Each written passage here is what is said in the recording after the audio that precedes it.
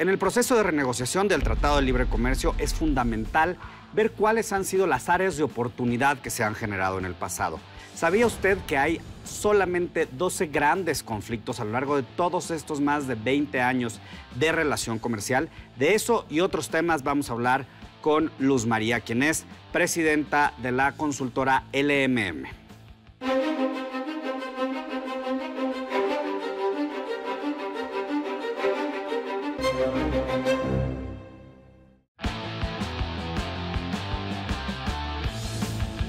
¿Hacia dónde se van a dirigir las negociaciones del tratado o renegociaciones del Tratado de Libre Comercio de América del Norte?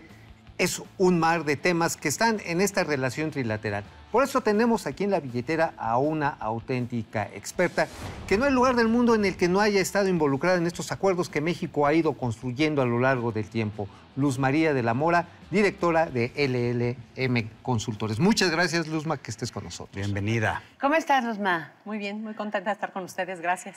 Yo creo que uno de los temas interesantes es que hasta ahorita no sabemos qué es lo que queremos negociar con Estados Unidos, pero tú has sido llamada como asesora de todos los cuartos de junto de todas las industrias. ¿Por dónde va a empezar esa conocen. renegociación? Pero creo que ha servido también para hacer un diagnóstico de cómo ha ido el Tratado de Libre Comercio. Claro. Y ¿sabes qué, Mau? En casi 23 años, 24 años, hemos tenido 7 disputas fuertes. Y vaya que ¿O no? han sido 7 fuertes. más. Pocas. Atún. Sí, pero esa Azúcar. es histórica. Bueno. A ver, Esa es cuéntanos un previa al poco. tratado. A ver, les digo dos cosas. Primero, pues efectivamente el presidente Donald Trump nos puso enfrente una posibilidad de renegociar el Tratado de Libre Comercio de América del Norte o simplemente eliminarlo si no atendía 2 temas. El tema del déficit comercial que tiene Estados Unidos con México, pero no solamente con México, con muchos otros países, empezando por China. Y el segundo es el tema del empleo de la manufactura. Entonces, en su perspectiva y en su agenda retórica electoral, lo que dijo es, tengo que renegociar con Estados Unidos, México y Canadá, para que esta situación sea una situación en donde Estados Unidos tenga un superávit y donde los empleos regresen a Estados Unidos. Entonces, primera pregunta es, ¿cómo de la renegociación del Tratado de Libre Comercio de América del Norte llegamos a estos resultados? ¿Y qué quiere renegociar? Ok. Entonces, no sabemos qué quiere renegociar. Al día Pero de a hoy, ver, ¿en dónde hemos tenido más conflicto? mira, los conflictos yo creo que han sido, como bien lo señalaste, muy concretos, muy específicos y realmente para un acuerdo, una relación bilateral de la intensidad que tenemos entre México y Estados Unidos, son conflictos muy puntuales. Y la razón por la que creo que ha habido pocos conflictos es precisamente porque el tratado lo que dio fueron reglas claras, precisas y mecanismos para solucionar diferencias cuando se dieran. Ahora, todavía tenemos algunas cosas de estas, como el caso del azúcar, ¿no? Sí, pero son casos específicos, particulares y que además evolucionaron hacia allá. ¿Por El qué? acuerdo de suspensión por una necesidad, digamos, de los productores de arreglar el mercado y también por una necesidad de los gobiernos de que vamos a evitar conflictos, vamos a ver en qué medida México puede seguir exportando, Estados Unidos puede seguir importando generar azúcar. equilibrios. Exactamente. Y también el mercado de edulcorantes no nada más es azúcar, recordemos que también es Los fructosa. jarabes Exactamente. No, para los fructosa. refrescos. De maíz, fructosa de maíz, que son exportaciones muy importantes para los Estados Unidos. Tú estás hablando de un mercado de edulcorantes que tiene los 2 componentes y hay que irle buscando los balances. Y creo que pues eso es parte precisamente de una relación. Acabas de decir integral. la palabra, ¿En el dónde hemos balance. tenido conflicto? Conflicto, bueno, el cemento en su momento fue un tema ¿Por qué no nos fuertísimo. sacas de Cuéntanos duda? esos puntos donde... Neurálgicos. A ver, yo creo que algo bien importante en el tratado es que se establecieron 3 mecanismos de solución de diferencias. Uno, entre disputas a nivel de Estado, entre México y Estados Unidos, México-Canadá, a nivel de gobierno. Más Ahí ha habido- bilateral sería eso, ¿no? Sí, o podría ser trilateral, pero en este caso específico son medidas que toman las autoridades, los gobiernos, que hacen que, como resultado, Fitosanitarias. estés violando las disposiciones del tratado. Regulación de etiquetas. Exacto. En este caso tenemos 2 específicas. Una, las escobas en 1994-95, donde Estados Unidos consideró que una medida que había establecido México era violatoria del tratado, y el tema del transporte, la frontera, el transporte transfronterizo Que de nos ha carne. respetado realmente, No, ¿no? ni se respetará. Pero es una realidad que no hemos reconocido. Yo le preguntaba antes a Luzma, yo no sé si es por mercado mismo, Ma, porque imagínate un transporte, un doble remolque que salga, no sé, de Azcapotzalco y llegue a ¿Qué tienes Michigan, contra Azcapotzalco? ¿no? Es mi tierra natal. Acá en la Ciudad de México Ok, y llega a Michigan, a Azcapotzalco, Detroit, por no sé, ¿no? Se va lleno, pero regresa vacío. Entonces, de alguna manera el Los mercado, costos. Claro. esto de los... No es rentable. No lo hace rentable. Entonces, el hecho de que traspasen la frontera dejando mercancía Sí, que los y pongan en los trasladando al transfers, que otro hagan lado, transfer. es porque asegura que tengas ida y vuelta. Sin Algo embargo, se en las- llevan, algo se traen y lo dejan en la frontera. Aunque en las cadenas de valor, que seguramente aquí Luzma nos puede también ilustrar para dónde se van a ir estas posibles disputas, pues el transporte se necesita que vaya sin costuras, ¿no? Pero qué chistoso que en ferrocarriles y en barcos no lo tenemos. Solamente es en transporte ¿Por qué terrestre. es eso? ¿Por qué Tampoco se da lo solo en tenemos ese en caso? aéreo. En el transporte terrestre lo que sucedió es que Estados Unidos, desde el 95, que era cuando teníamos que abrir la frontera a los estados de la franja, precisamente dijo, no voy a cumplir con el tratado. Y entonces, después de muchas negociaciones, en 6 años, en el 2001, México finalmente inicia un caso de solución de controversias, se establece un panel y el panel le da la razón a ¿Esa es México. la segunda forma de resolver? Eso es el capítulo 20, ¿no? Que es Estado-Estado. Después, otros 2 mecanismos son el inversionista-Estado, que es capítulo 11, donde cuando un inversionista considera que su inversión fue expropiada y no recibió una compensación equivalente a su inversión, entonces puede iniciar una disputa. Y la tercera, que es la ¿Esa más... ha sucedido? Sí, sí ha sucedido entre Estados Unidos y México y Estados Unidos y Canadá. Por darte un ejemplo, en algún momento hubo casos de inversión para... Con bancos, ¿no? Desechos. Desechos sólidos, ¿no? Desechos En sólidos, exactamente. Nuevo León, tengo entendido. Y también con bancos, toda la crisis bancaria. Yo recuerdo que el caso se estuvo dirimiendo en la Corte de Nueva York porque eran filiales internacionales Las que traían. adscritas a los Estados Unidos, las que podían invertir en México. Es el caso, por ejemplo, de Inverlat con aerolíneas. Scotiabank y la intervención de el IPAB en aquel momento llevó Tuvo que ver este con caso este que error. fue inversionista-Estado. Exactamente. Y el tercero, que es el más socorrido, es precisamente el que ustedes comentaban al principio, casos de legislación donde hay imposiciones de impuestos compensatorios, investigaciones antidumping, investigaciones por subsidios.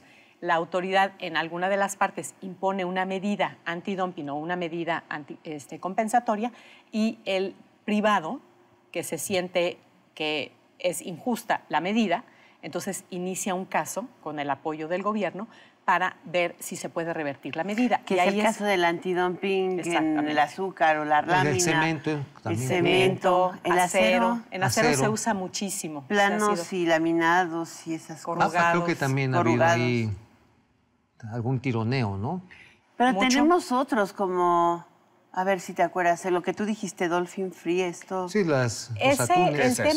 tema del atún es un tema que traemos cargando desde los años 80. Es un tema donde es muy cuestionable la decisión del Departamento de Comercio de Estados Unidos de imponer una medida de protección con la excusa de que el atún tiene que tener una etiqueta Dolphin Safe. Y esa etiqueta Dolphin Safe solamente te la dan si tú estás pescando con una técnica que demuestre que no hay muerte de delfín. Y luego hay otro, estos- ¿no? El de los etiquetados. El de origen, el cool. Sí, ¿El qué?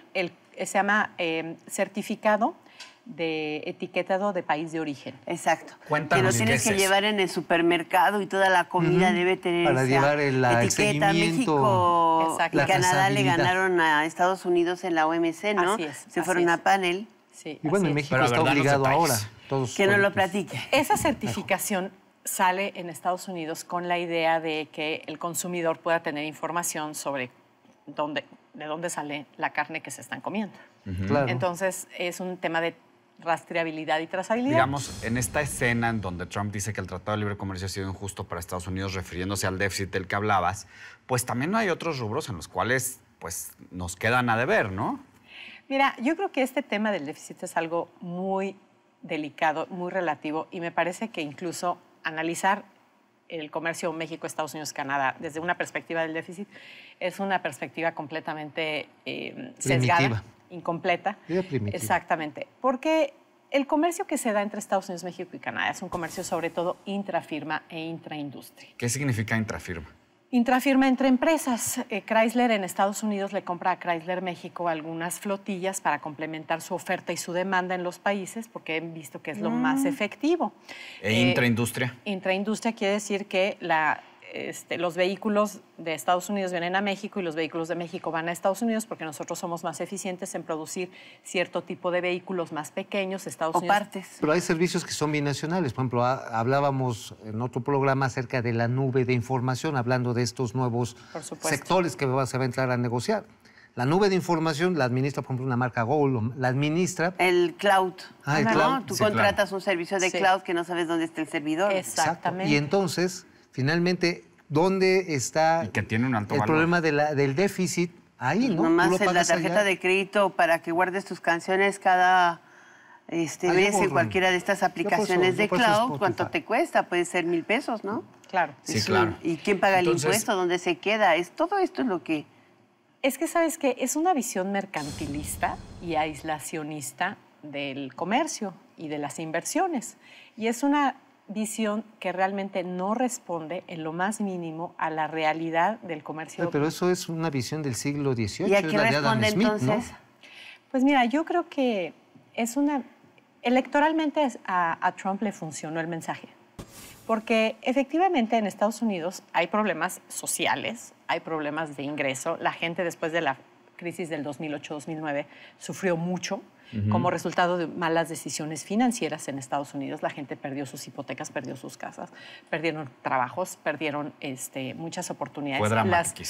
Las hipotecas se fueron al cielo, también el costo de los servicios de salud y el costo de la educación se fue al cielo. Entonces, sí es cierto que están presentándose situaciones complicadas en términos de la distribución del ingreso. También es cierto que desde los años 70, el Rust Belt, que es la parte norte de Estados Unidos, donde está Michigan, Illinois, Massachusetts, West Virginia, todos esos estados donde estaba parte de la industria manufacturera de buenos sueldos, se fueron moviendo tanto a países como México, China, el sudeste asiático, pero también se movieron del norte al sur, del Rust Belt al Sun Belt, porque en el sur de Estados Unidos los sindicatos son mucho más débiles o no hay. Para ir aterrizando el programa, la parte del precio, o sea, es más barato producir en México o hacia el sur de los Estados Unidos que en su propio país. Querer revertir esto en una negociación de libre comercio, pues termina dándole un balazo a la cadena de comercio intrafirme y de producción de los mismos Estados Unidos, ¿no? Y a la competitividad frente a terceros. Pero quién sabe si lo quieran revertir como inició Luzma, ¿no? ¿Realmente sabemos qué quieren? No sabemos qué quieren. Pero sabemos nosotros qué podemos sacar. Pues mira, yo creo que sí. Yo creo que un tratado de libre comercio es un instrumento. No está escrito en piedra y lodo y de que aquí no cambia. No son las tablas de la ley. No evoluciona.